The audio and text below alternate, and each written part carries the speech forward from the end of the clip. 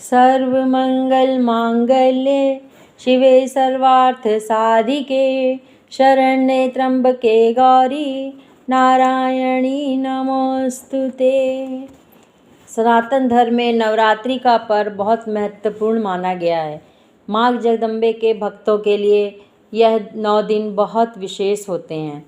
नवरात्रि में 9 दिनों में माँ दुर्गा की विधि विधान से विभिन्न रूपों की पूजा की जाती है।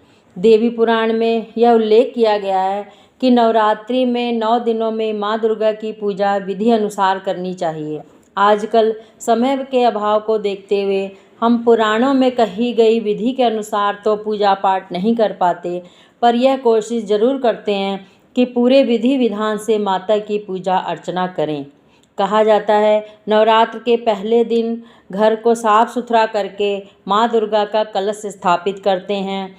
फिर माँ की जौ बीजी जाती है। अक्षर, चंदन, कुमकुम, फूल इत्यादि वस्तुओं से माँ का पूजन किया जाता है। 9 दिन तक व्रत भी रखते हैं और फिर अखंड ज्योत का भी विधान है कि अखंड ज्योत भी जगाई जाती है। इस तरह से माता की पूजा करने से सभी प्रकार की कामनाओं को हम पूरा कर सकते हैं।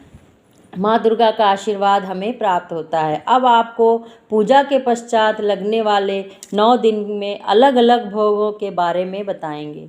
प्रथम दिन माँ को गाय के घी का भोग लगाएं।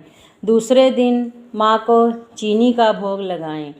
फिर तीसरे दिन माँ को दूध का भोग लगाएं और चौथे दिन माता को मालपूड़े का भोग लगाएं। 5वें दिन माँ को केले का भोग लगाएं। 6ठे दिन माँ को शहद का भोग लगाएं। 7वें दिन माता को गुड़ का भोग लगाएं और 8वें दिन माँ को नारियल का भोग लगाएं। इसके पश्चात 9वें दिन माँ को धान का लावा, जिसे खिल्ला भी बोलते हैं, इसका भोग लगाएं।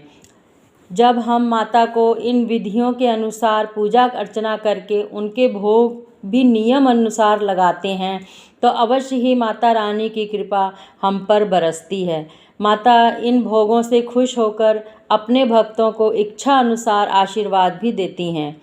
हम सबको नवरात्रों में माता की पूजा बड़े श्रद्धा और विश्वास के साथ करनी चाहिए, जिससे कि माता प्रसन्न होती हैं, ताकि हम सदैव माँ के आशीर्वाद प्राप्त कर सकें। जय माता की।